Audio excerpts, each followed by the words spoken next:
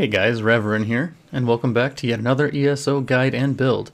Today we'll be looking at a different approach to the Templar class. Let's start off by looking at why I chose to play as a Wood Elf. Well, the Bosmer are known for one thing in all of Tamriel, and that is their skills with the bow and arrow. This weapon is going to be our main choice until a viable offhand weapon will be utilized, and for this reason alone, I chose the Wood Elf. There are of course other races that will contend with the Wood Elves, and the choice is ultimately up to you, of course. Choose your favorite, or what you think will be the best for this guide. With this character, I have a very heavy emphasis on the professions that I chose. They are woodworking and clothing. I keep my woodworking skills able to easily craft top-notch bows for this character. Keeping our clothing skills high will also yield us a better leatherworking for our medium armors. I'm not going to go into too much detail here, as you can just learn what I have here, or choose to skip what you think is unnecessary.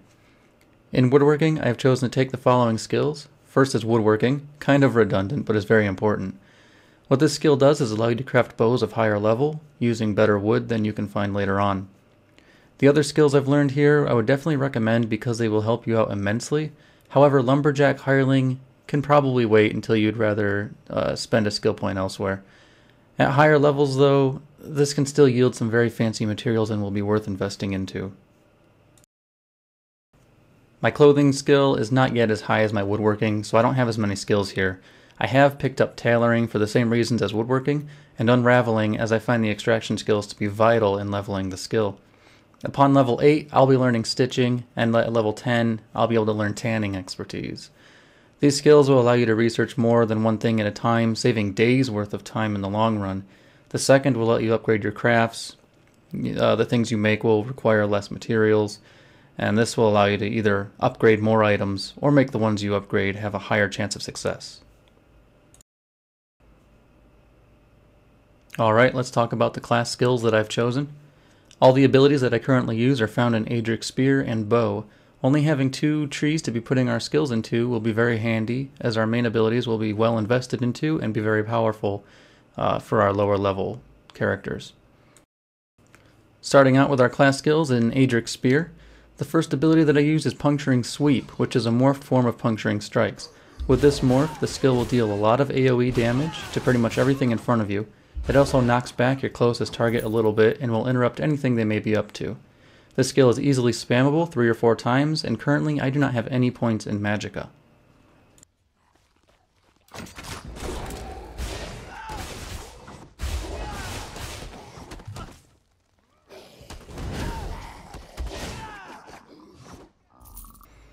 The second ability that I use is Piercing Javelin. I have not yet morphed this ability because honestly they don't seem to be worth the skill points just yet.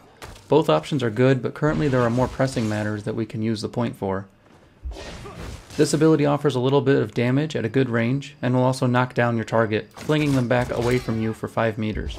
This skill is great, and if you save your Magicka during the fight, nothing should be able to get close to you. Moving on to the ultimate that I use, it's Empowering Sweep, also found in the Adric's Spear skill line. This is the morph form that when activated will grant you a lot of armor depending on how many enemies are hit. The amount gained will stack with your current armor and will easily overcharge your armor stat for the current fight. The range is very misleading at 5 meters. It has a very small effective area, but the animation makes you feel like you can literally hit everything in front of you. Because of this, the skill is tricky to master but is very rewarding. Oh yeah, and it does pretty good damage to everything it hits, so use it as often as you can.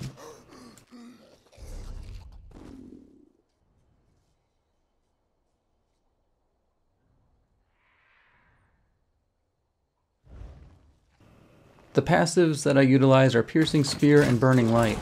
The Piercing Spear passive is worth picking up very early because it will increase your critical strike chance just for having an Adric's Spear skill slotted, which will be always. In addition to raising critical strikes, it also lets you deal a little bit more damage against a blocking target, which it isn't a huge deal, but it's an added bonus and it helps out, so you can't really complain. Burning Light is the other passive I use currently. It is very simple in what it does.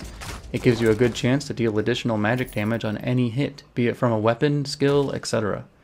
I see the best effect from this when spamming Puncturing Sweep. You can watch the combat text on my screen and see all the times it procs. It's really cool.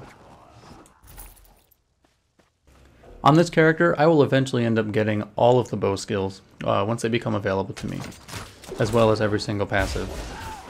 Being a wood elf and having that affinity with bows means we will be learning these skills faster than another race would, and this will give us an edge in early game as well as in PvP. And if you partake in lower level PvP, a bow is a very useful tool to have. With how most PvP Zergs will operate, you would rather pluck arrows into the enemy crowds than try to confront them in melee combat. The very first ability I learned in the game and use is Poison Arrow. This one is simple, it deals a fair amount of damage, and then over 10 seconds deals about 2/3 more damage. It's a good skill, but I find it lacks that burst damage we will be using most of the time.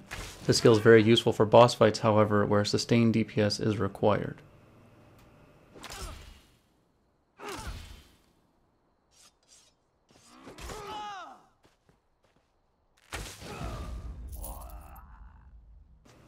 Alright, the next skill is Volley. This skill is awesome, and again I really only use it in dungeons and when grouping. It simply covers a large area up to 25 meters away with arrows. It deals physical damage to all enemies in the area every half second. It's as simple as that.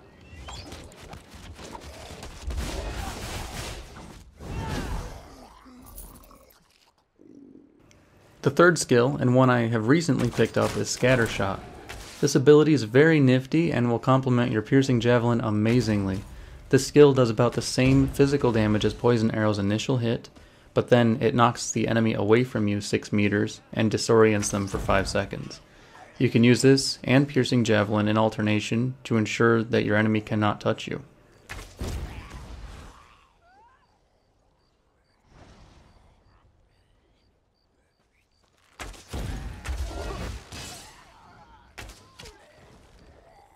The fourth and final ability that I'm using right now is Acid Spray.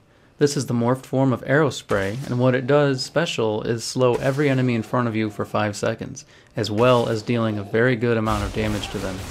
This morph also applies a poison arrow effect to every affected target. It's a very nice morph, and it is making me think about taking Poison Arrow off of my skill bar. This skill does cost a lot of stamina to use, but after you see the effects, it is well worth it. I'm just very quickly going to touch on the passives that I use. They are Long Shots, which just makes you deal more damage to distant targets, Accuracy, which gives us a good boost to critical hits, and Ranger, which makes our bow skills cost a little bit less to use. Alright, let's talk about the Fighter's Guild skill that I use, Silver Bolts. I have this skill morphed into Silver Shards, and it is amazing and very useful. It's a very fun skill that will let you defeat undead and Daedra at an alarming rate, and also render them useless during the fight with a 3-second knockdown. I also use this skill as a primary source of damage, as this morph makes it hit up to 3 targets at half damage. The stun and chance to banish the enemy will not be applied to the additional 2, but the damage output is awesome. You can learn this skill at Fighter's Guild level 2. I'd recommend grinding out some Daedra when you find a spot, just to get this ability, as it's very worth it early on in the game.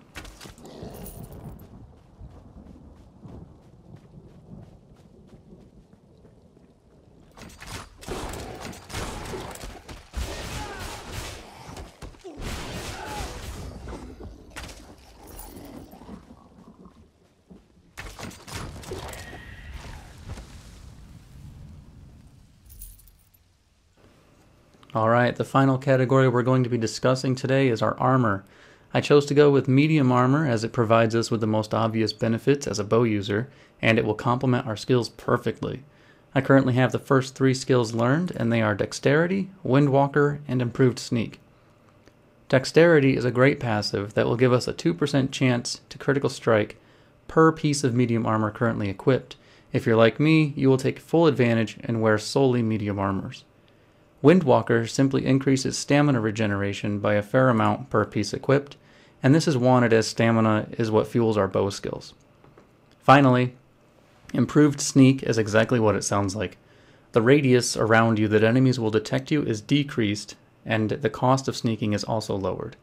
Sneaking does cost stamina to use and maintain. This will stack well with the Wood Elf passive Stealthy, which will further improve sneak radius and increase damage you deal from your sneak attacks. Alright guys, this is going to wrap it up for this guide and build. After playing several different classes and various styles of each, I gotta say this one is the strongest yet. As far as game progression goes, I've advanced and reached level 20 in 19 hours of playtime. That's doing every quest in every starting zone and finding every sky shard available. And while speaking of sky shards, do not forget to grab them. It would behoove you to get them all. I use the skills I gain from them to go into my crafting talents, because oftentimes I don't like investing into them, but we all need to. Remember to keep your gear as high level as you can through your crafting and deconstruct everything you don't sell. Also guys, remember that the information in my guide is subject to approval or rejection, and if you like this guide, throw a thumbs up my way, and if not, well, leave a comment in the comment section with your thoughts, and I promise to get back to you about it. If you have any tips or would like to join me in-game, you can go ahead and add my account to contacts. The name will be in the description below. Thank you for watching, and I hope this guide helps you.